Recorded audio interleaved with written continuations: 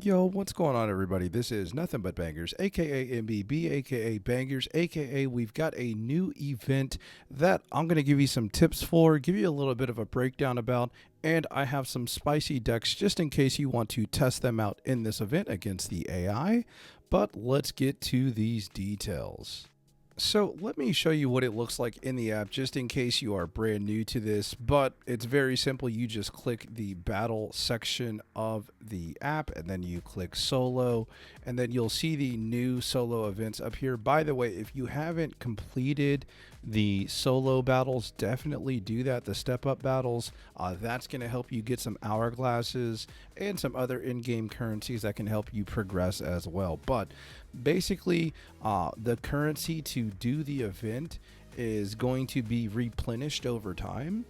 So what I did is I basically did like my first, I think I ended up getting something like 15 battles or 16 battles by doing the ones that it had already built up. But basically, you're going to start with a full collection of like 5 of these. Let's see, what do they call it? What do they refer to them as? Yeah. So the event stamina. So you're going to start with 5 of those, and then you can replenish it. And I wouldn't use gold. That's the first thing I'll tell you. Don't use gold. I wouldn't do that. But if you do this like right now when the event's starting, and then you maybe wait a day and come back, it should be pretty close to being fully replenished. And these do stack. So like, you might have 10 of these as soon as you open up the event or whatever. And that's good.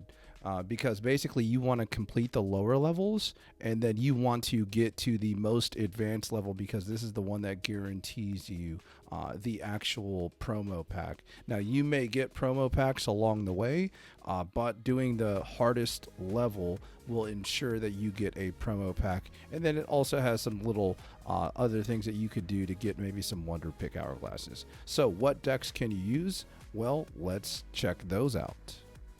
So this is the deck that I went ahead and used for this event. And if you have the cards, obviously you can use this deck as well. But some people may be missing like a Weavile. They may be missing Darkrise. There's some people that are, pretty strapped for resources, so they don't have all of these cards, but that's okay. You can definitely play some other decks that just involve dark type Pokemon to really hard counter the AI. But again, the whole strategy behind this deck is, try to put damage on their Pokemon with either Darkrai or Spiritomb, and then from there hopefully move in or pivot into a Weavile and then just start knocking things out.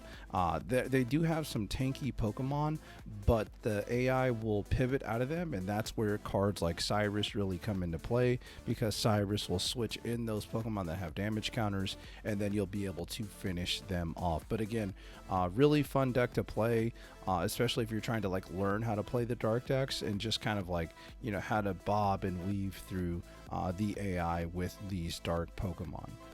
Now, this deck is actually a very popular deck right now, because if you've been paying attention to any content or any of the tournaments, you'll notice that Darkrai and Magnezone is very popular.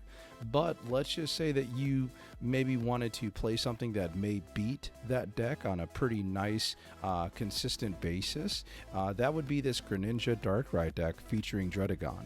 So, you can use this deck against the AI battles to kind of get used to it, and it's gonna still do pretty well because it is going to have Darkrai as kind of its primary attacker, while Dredagon absorbs hits and deals damage back to the AI. And then obviously cards like Greninja can help you finish things off or put it into range where Darkrai can finish it off. But this deck is currently doing very well into the Darkrai Magnezone deck, so it's a very good deck to maybe get some practice with. Maybe you kind of learn some of the different lines, and it's featuring some of the most powerful cards from the new set, including Pokemon Communications and the Cyrus supporter card. So again, a good little mix of old and new cards. I think this is a deck that, you know, is built over all three of the sets that we've seen so far. But let's just say that maybe you are working with some older cards because maybe you took some time off, maybe you just don't have a ton of EXs from the new set. Well, this would be my go-to kind of budget deck, and I'll give you some replacements as well. But just kind of running through this, it's running the Wheezing Arbok line with double Koga, so you can absorb damage from the Cresselia EX. The Cresselia EX deals 80 damage and it heals 20 every time it attaches an energy from the energy zone, and that includes an effect like Gardevoir. But because it is damage capped at 80, you're able to absorb hits with Arbok or Wheezing, and then, you know, pivot out of them, or maybe you basically lock something in with Arbok, and then you can go ahead and retreat your Arbok after it gets hit for 80 and pivot into something like another Arbok or a Wheezing, and then you can go ahead and poison the Cresselia and hit it for 50 damage for 1 energy because of that weakness. The other cards in this deck that you may not have access to are Spiritomb, and you can replace Spiritomb with, you know, something like a Farfetch'd if you wanted to. Just the Spiritomb can deal a lot of damage for 1 energy, especially because of the weakness to dark types, so that's why I have it included in this deck.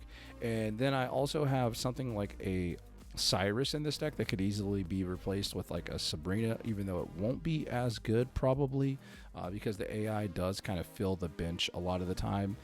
Now, if you have something like Darkrai, you could sub in Darkrai for maybe one of the Spiritombs. If you have something like a 1 Weavile and 1 Sneasel, hey, just pop that in the deck and replace the Spiritombs. You can get away with that as well. But again, this deck is very capable of helping you, you know, get those promo packs. And so in the next portion, I want to show you what the cards are that are in the promo pack that you may or may not be interested in. So let's talk about that next. So to the right of the video, you're going to watch a little bit of a highlight of a Mewtwo matchup versus my Mismagius and Mew deck. And the reason why I'm highlighting this deck over there on the side is because we do have 2 versions of Misdreavus now. Now, Mismagius EX is a card that is still kind of being evaluated, probably pretty weak, but I'll tell you some comparisons about it here in a moment. But this is the Spacetime Smackdown Misdreavus, and this is going to deal 20 damage for 1 energy, and it has 60 HP. Now, in the promo pack, you actually have the opportunity to get another Misdreavus, and this Misdreavus is going to have 60 HP as well, but instead of doing 20 damage, for 1 energy, it's going to use Confuse Ray, and now your opponent's Pokemon is confused. Now, Confusion works a little bit differently than the classic trading card game from a while ago, but Confusion in Pokemon Pocket, it cannot be stacked with Sleep. So do keep that in mind. You can't make like a Hypno Mismagius deck necessarily and get that synergy, but with Confusion, if your opponent tries to attack you, they will flip a coin. If heads, the attack is successful. If tails, the attack fails and the turn ends. Now, if they're supposed to like discard energy or anything like that, it doesn't happen if they flip tails. So that's kind of one negative. It would have been nice. And they also don't like damage themselves for missing the coin flip. So that kind of stinks. But you know, the best way that I could compare Mismagius EX is probably to Wigglytuff EX. And if you look at this promo, it's very similar to like the Jigglypuff promo, except it has more HP, right? But if you remember the Jigglypuff promo, it's 1 energy, colorless, and then it puts the opponent's Pokemon to sleep. So there is some similarities between Mismagius EX and Wigglytuff EX. But again, this is a promo that hey, might as well try to grab it. Might as well try to open it and definitely take advantage of, you know, getting those packs. And keep in mind that when you open the packs, it does count to collecting specific cards of a type. So if you're trying to collect, you know, 10 electric types or whatever, by opening an Electivire from these promos, basically you're going to go ahead and get credit for that. So keep that in mind as well. That's kind of nice. The other card that is new that you will notice in these promo A packs is a Cresselia EX. And some people were kind of making meme jokes about the fact that this does have a lot of resemblance to the Lapras EX that we saw in those promo packs I think over a month ago, probably 2 months ago now.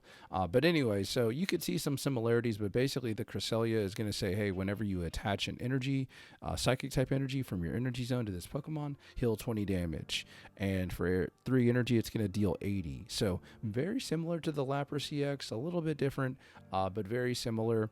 And, you know, it kind of is a card that is probably not going to see very much play, unfortunately. It's just, like, not very good. There's just better options to play, right? Like, there's, you know, just play Mew EX, right? Just, you know, and although, you know, hey, the attacks are different, right? You got Budding Explorer or Expeditioner, you know, so there's a little bit of a difference. And then, obviously, I think Mew EX also has 10 less HP comparatively. I think it's 130 if I remember right. So again, like, there is a little bit of a difference, but I mean, it's just a better card more times than not compared to this Cresselia EX. But it's very beautiful artwork. Might as well have it. And, you know, hey, nothing wrong with going ahead and getting a nice little card like that. Now, there is a deck that I wanted to show you with Mismagius EX. And again, when you take a look at these promos, I'll just scroll down really quickly so that way you can kind of see these. But Togepi, there's a Chimchar, there's a Skarmory that, you know, I think it does look better. It looks pretty sweet. And then obviously the Misdreavus, the Cresselia, there's an Electivire, and then a Turtwig. So you hopefully can get all of these cards after doing your solo battles and kind of taking care of that.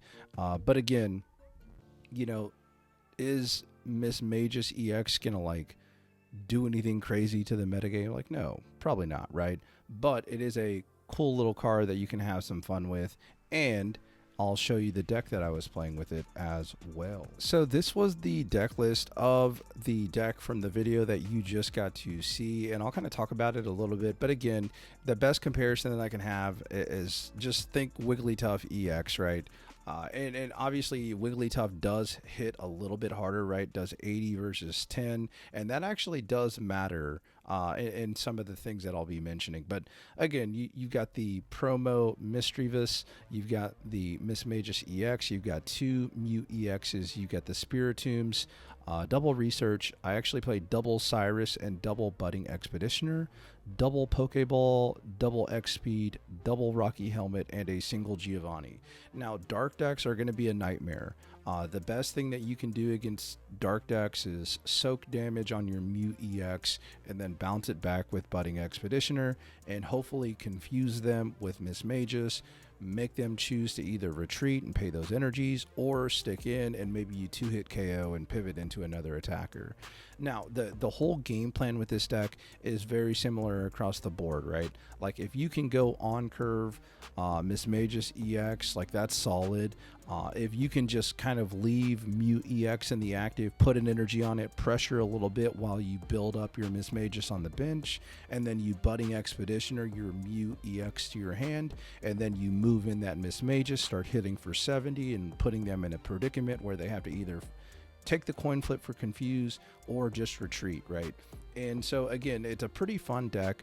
Spiritomb does a good job turning Cyrus into a card that you can actually activate throughout the whole game. And the other thing with Cyrus is, you know, because your damage cap is very low, right? You're dealing 70 damage, or hopefully you're getting a Mew attack that's very nice from genome hacking. Double Cyrus definitely helps push this deck into a little bit of a better situation where it can steal some games because your opponent thinks they can retreat, and then you just Cyrus something back out from the bench. The Rocky Helmets typically go on Mismagius. So I can't, you know, necessarily punish you for flipping tails and your attack failing by doing damage to you. However, if your attack does go through on my Mismagius, hopefully I have a Rocky Helmet so I can deal 20 back to you and maybe get you into range of being able to finish you off with Mismagius EX. The other thing to kind of point out here is I typically try not to put tools on my Mew EX.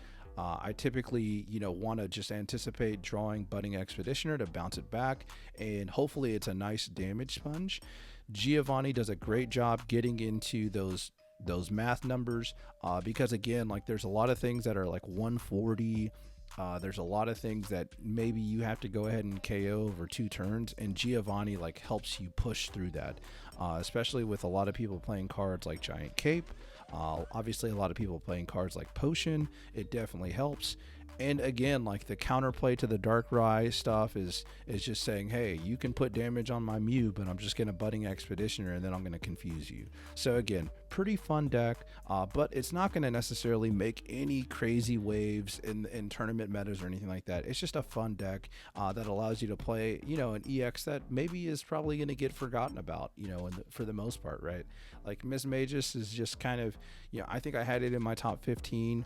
But when I release my updated rankings, hopefully, you know, in the next week or so, because we'll have a little bit of data to go off of, but it'll most likely fall out just because, you know, hey, it's just simply not good enough, right? But again, fun deck to play, gives you something a little bit different, and hey, maybe you have some fun with the new promo card. Is there an argument that the Space Time Smackdown Mischievous better?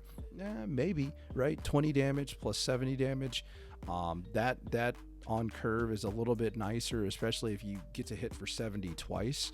That ends up being 160 damage, which is enough to take care of a lot of Pokemon. So keep that in mind. But again, I hope you enjoyed the deck. Thank you guys so much for tuning in. And if you want to see more videos like this, definitely smash that subscribe button, hit that thumbs up. Let me know what you think about the deck. And did I miss anything? Is there any other cards from these promos that maybe you're excited about? But until next time, I'll catch you later. Peace.